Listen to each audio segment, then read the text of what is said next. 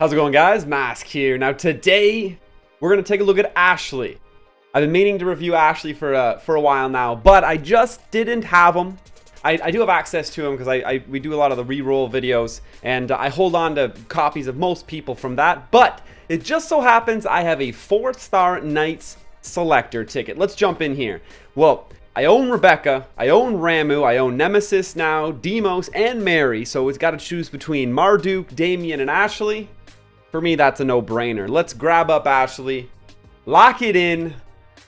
There he is. Now I'm just going to level him up and evolve him all the way up to well, 50 at least, so we can get into the talent tree before I talk to him. But we'll be right back.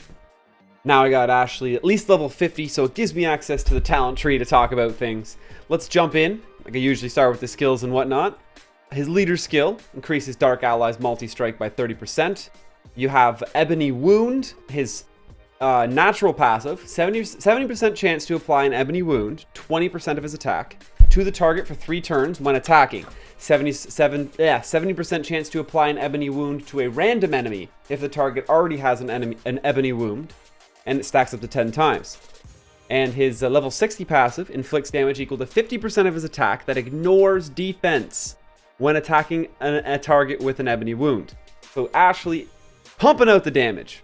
Literally just insane amounts. Inflict damage equal to 100% of attack to one target. Inflicts 35% additional damage if the target's HP is 50% or higher.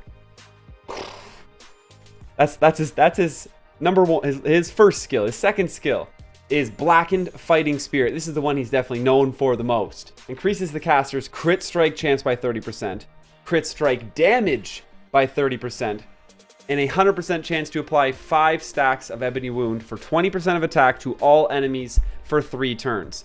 That is insane. Not to mention, when you level this skill up, that 30% crit, that 30% crit damage, it's getting increased as well. And then we have Pitch Black Authority, inflicts damage equal to 300% of attack to one target, 70% chance to decrease the target's buff duration by 1 turn, and a 55% chance to stun for 2 turns. And all the percentages on here will be increased as you rank this up as well. Now, for skill ups on Ashley, obviously just from a straight DPS standpoint, we're still going to focus on any of the single target nukers. You're always focusing their skill 3. You want to see that 300%, get to that 480% tier once you get it maxed out all the way, and then absolutely we'll be leveling up skilling up skill 2 with any other skills you manage to get, because we want to see that crit strike chance and that crit strike damage percentages get increased as well. Yeah, Ashley, better known as just the glass cannon nuker. But let's check out. Okay, so rune-wise, I don't have any runes on Ashley, but that doesn't mean I can't jump in here and talk about them. So Ashley falls under this umbrella of a hero I've actually been looking for. I didn't quite realize until I looked at it today how this skill 2 worked, but because he has so much natural crit chance and natural crit damage built into his kit, he is a character that you will focus. The best way to get it maximize his potential is to focus on crit damage. He's going to be one of the first people that you'll absolutely be running a crit damage set and a crit strike chance set on. Those are for sure the best options you want to run on them. And then pretty standard, instead of HP like you're going to put on most of your damage dealers, slot 1 and 2 are going to be focusing on crit damage because he's got so much natural crit strike chance. So crit damage and crit strike, slots 1 and 2. Slot 3, you're going to be looking still probably at HP. HP is just great, slot 3 for just about anybody. And slot 4 is attack, triple attack on slot 4. Slots 5 or slot 6, once again, you have crit strike chance, crit damage, and if I can remember off the top of my head, the things that fit into slot 5, I believe. Oh, it's attack. You have attack and counter strike in slot 5. So you're gonna have attack in slots 4 and 5, crit damage in crit strike chance in 1, 2, and 6, and HP in 3, just because kind of just trumps everything else. That in slot 3 is a little underwhelming. That's PvE. Obviously, the second you introduce PvP, it becomes really hard because Ashley he's outshined by a lot of other heroes in PvP. just because it hurts him to build speed, because it takes away from being able to super take advantage of that of the crit damage and the crit chance naturally put into his kit. And I think he shines a lot more in PvE content, and he can nuke bosses. Like, he's really good for fighting bosses with a really nasty enrage, because he'll help you nuke them down and not have to worry about that enrage at all. So you're looking at crit damage, crit strike chance set, and that is this is the crit damage set, and then the crit strike chance set is Rune of Assault, and then crit chance, crit damage slot 1 and 2, HP slot 3, attack slot 4, attack slot 5, and crit damage and crit strike chance in slot 6. That would be a perfect build for Ashley, and you're going to be slaughtering your way through PvE. Now let's jump into his talents. Now for Ashley's talents, we're going to go through them one by one. I can't select them all because I only have them at 50, but looking at the level 50 talents, 50% chance to recover HP when using skill 3. He's a glass cannon. We're not about to say no to 20% attack increase by any means. This is attack, no brainer. Moving on to the next tier. 80% chance to cause an enemy to bleed for 2 turns. We don't really need to bleed when we're going to have them doing 30% bonus damage in the arena or 30% bonus damage to bosses. And this, like I always point out the differences between wanting to PvP talent your hero or PvE talent your hero. It's going to have to do with where you are in the game, progression-wise. If you want to be able to clear the harder Advent dungeons, and you haven't yet, and you need to get those 5th and 6th purple stars on your characters, pretty much most of us will be in this category for a long time, then you're going to want a PvE talent, especially your Ashley. But most of your heroes, unless it's like Kayn, who is pretty useless in PvE content, and you're basically he's a PvP only hero. So that's different. He's going to be PvP talented from the start. Let him have his fun.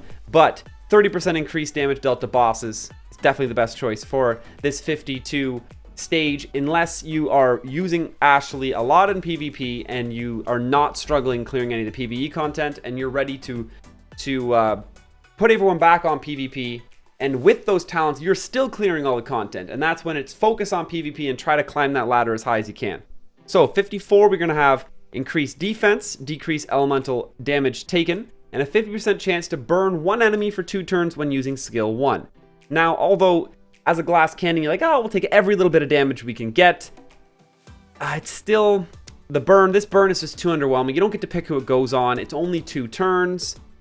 I'm definitely picking up 10% bonus defense. That's going to just help Ashley not be such a glass cannon in general all the way around. Now, when it comes to the 56 talent, decreased damage taken from bosses, decreased damage taken in the arena, or a 20% chance to increase attack by 30% when attacked. This I struggle with. This choice right here, it's like, if you had a good enough set of runes on this guy, you got a lot of purple stars, the character becomes naturally tanky, and you survive enough already, and at that point you think, well, this attack would be way more beneficial. Like, we want this attack boost. That's huge. It is only a 20% chance, which means you need to get hit 5 times in theory before this activates, and if this doesn't activate, then obviously you're going to benefit much more from taking less damage from bosses or taking less damage in the arena. I can't fully decide on on what to choose here, but as far as PvE content goes, you know what? I have made up my mind. In PvE content, you actually do get hit quite a lot regularly. There's lots of AoE hits. They don't hit you that hard, and I think Grudge for sure. I think in PvE, you're going to get hit hard enough and often enough to take advantage of this talent, get that 30% HP buff, and have better nuking potential with Ashley. 15% decreased damage taken from bosses. I feel like you could get away with not needing this. That 15% I don't think is going to make enough of a difference. But obviously, these two are the choices for PvE. You're definitely going to take the 15% less damage in the arena if you're using him in the arena. I would go with Grudge if you're still progressing in the mid game, focusing on PvE content, and Gladiator's Technique if you're nearing closer to that end game where it turns into all about PvP. Now 58, my least favorite talent level, the one that costs an arm and a leg to get anywhere with.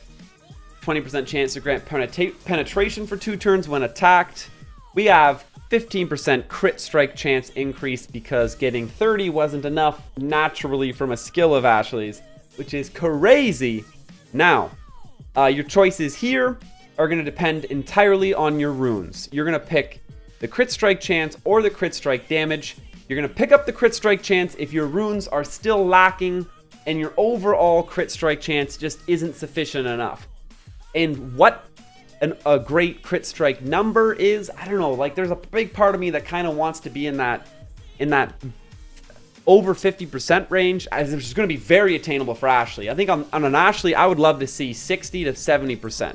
I have 50% crit on my Morrigan, who has 0 natural crit buffs. If she had Ashley's buff, she'd be pushing that 50% into the 80s.